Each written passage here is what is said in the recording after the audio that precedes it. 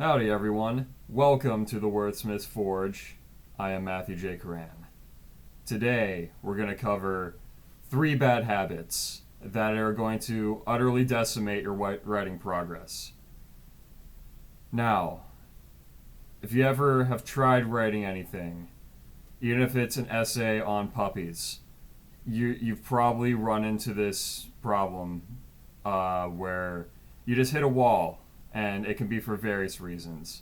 I'm going to cover the 3 top ones that immediately come to mind for me because I've committed all 3 of these. And so stick around. I'm going to go through each of them, how to get around them, and one extreme example how I had to completely torch my book and start over. So, without further ado, bad habit number 1, being too linear. So, when you come up with a story, you start to get a beat in your head on how things happen. This guy travels to a place, finds a special sword, stabs a guy, gets the girl, lives happily ever after. That's the sequence of events, right? And it's pretty standard. Like, those events aren't going to get jumbled up and it's still going to be a good story. Like, you're going to follow that formula more or less. So you have the linear concept of how things ought to go forward. The problem is that's not also conducive to the writing process for that story. A lot of times you can find yourself getting stuck. One word I want you to focus on throughout all 3 of these habits, focus on the word flow and how each of these habits go against that word. So the flow of the story, there's what a lot of people in different creative facets, whether it's writing, painting, whatever it is, you get into a flow of things, right? This is where ideas are just coming out of you and you're just letting them run through you, right? And it doesn't necessarily mean it's going to be good, but you're going to be doing things, right? The key is to always be doing things. And all 3 of these habits violate this rule, the rule of doing things. So when you try to be linear, you're burning out faster, it's stifling your momentum because, you might run out of ideas for what should happen at this particular point in the story. Does your story revolve around more than one character, for example? Can you hopscotch between characters? There's all different kinds of ways to tackle the story, which doesn't just involve a sequence of events of this happened, and this happened, and this happened.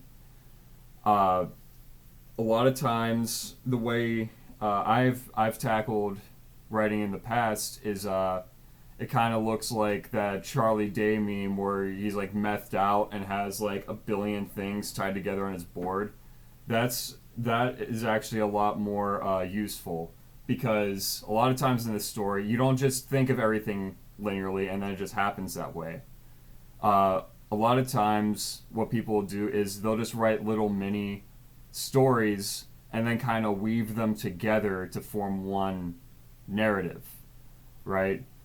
And it gives you a lot more freedom in your mind because the longer you go with just the line, it's like a Tower of Babel where you keep building it up and up, and you're running out of freedom at the base where you have more area to explore. It gets narrower and narrower the higher up you go, to the point where it's going to eventually collapse because you've run out of steam.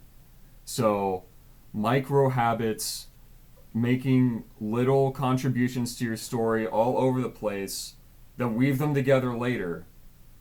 Sometimes you'll just toss some stuff out and that's fine because you have the content to toss out, right? When you focus on what should be happening next, always, you're going to kill your momentum and then you're a lot more likely to stop writing.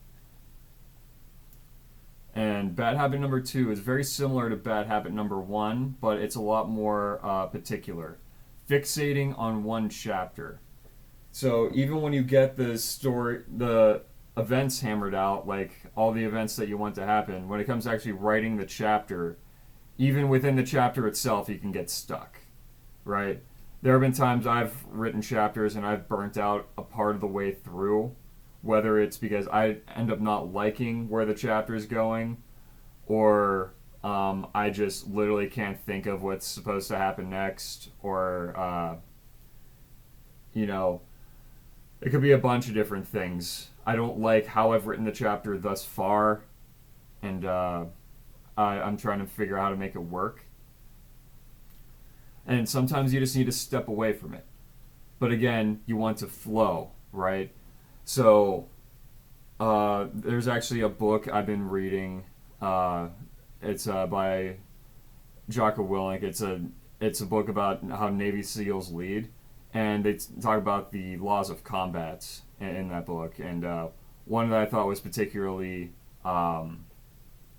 fitting for this, it's called Cover and Move, where you have a squad of guys that you need to get from point A, which is unsafe, to safe zone point B, right? But you have enemy fire coming down on you between point A and point B. So what do? You split the group, you have some guys move while the other guys cover, and then once those guys get to a safe spot, they cover then the first group of guys as they move. It's like a leapfrog type deal, right? You cover and move. Do the same thing with your writing, right? Where you have your chapter, which you're able to make progress on, and then you might hit a wall. And sometimes all you need to do is just step away from it. But you also want to keep writing. You don't want to stop, because then again you kill your momentum. You stop the flow. So you cover and move. You pick another chapter that is still fresh in your mind. You haven't done anything with it yet. Start working on that one.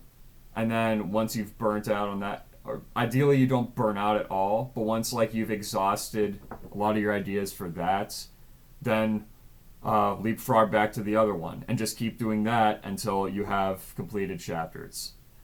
Right? You have a lot of options. Don't make the mistake of limiting your own options, especially if you're an indie author who doesn't have like strict deadlines to meet, right?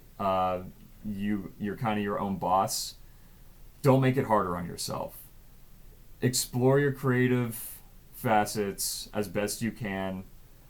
Don't be afraid to write more than you need.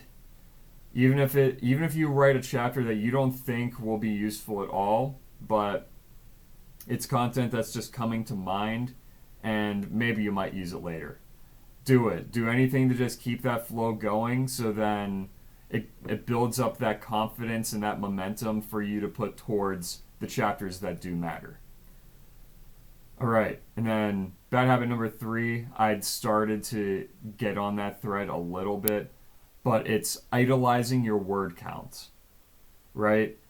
Where you make progress and you know it's not the best, but you made progress, you don't want to lose it, so you try to make the stuff that comes after it work to fit the crappy thing you just wrote. Right? It's the quantity over quality trap that a lot of people can fall into, especially when they have their set goals where it's like, okay, by the end of April, I want to have 100,000 words, right? Okay, this week I just crushed like 8,000 words. Easy. So I'm that much closer to the goal. Well, all right, now you look at your 8,000 words and it's total garbage. Like, you look at it and nothing jives well. It just sucks. And you know it sucks. But you don't want to go back and have to rewrite that 8,000 words because now you're even further away from your goal. Well, one thing to consider is what your true end goal is. Is your true end goal just to write 100,000 words? Because any idiot can do that. Right? You can write any sequence of words together and you'll get 100,000 words. Or is your end goal to make a quality piece, whether it's a novel or a fiction or a nonfiction essay or a nonfiction book, philosophy, whatever it is? Your end goal is to create something that's quality that people are going to want to read, right? You're not going to, like, no one wants to just read something that's like, oh, this guy wrote 100,000 words. I want to read that. No one cares. No one cares what your word count is. What they care about is quality.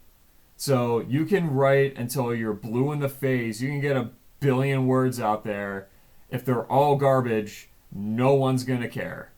And then you're just going to be left with a lot of words, a lot of wasted time, and a lot of regret. So do yourself a favor, scrap everything when you have to. And I mean everything. I alluded earlier that I had to completely scrap my manuscript. I remember when I went through my first, this is me writing my first novel, and I was so happy that like I had been starting to write, and I'd written a good book's worth. It was maybe around 70,000 words or so, and my developmental editor, when I'd first met him, and he told me to shoot over what I had so far, and he'd read through it. He told me like he liked it. He really enjoyed the story, but at one point he told me, "There's, I have to tell you this. There's some glaring plot holes I want to know the answer to," and I didn't have an answer for them. I hadn't even considered some of these plot holes, right? And so I was left with a tough decision. Do I try to weave everything together and try to like stitch it all to make it work? Because like there are other problems with it too. The dialogue was horrible. Like the story jumped around a lot. It was rushed in some places. Like the pacing sucked, and a lot of the characters weren't very likable. And so, what do? I burned the boats. I completely started over. And it was the best decision I ever made because I ended up rewriting that entire novel, and that ended up being my first actual debut novel, which you can now find on Amazon. I've plugged it several times on this channel already, Heir to Song and Sword. And a lot of people like that book. And I've gotten feedback from it.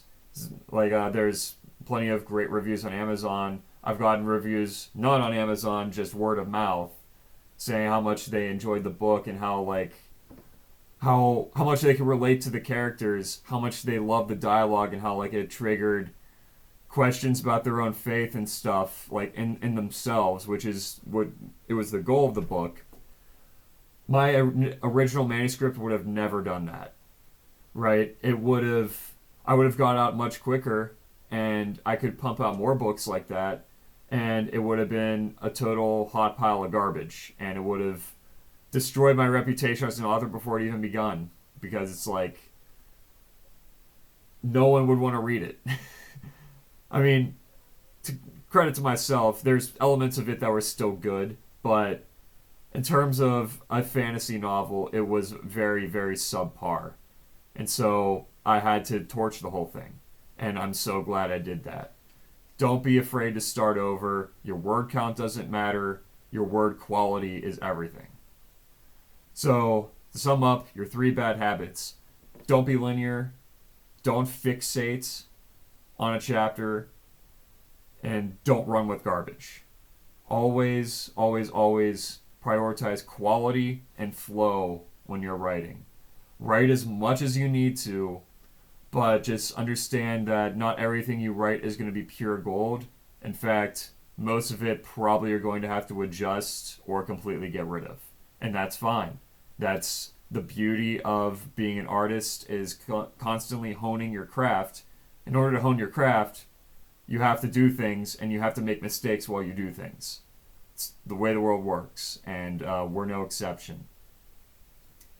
And so if you struggle with any of these habits, or if you found other ways to overcome them that I haven't covered, or if you want to just share your general experience, feel free to leave it in the comments. I'd love to hear from you. And remember, this is something that anyone can do.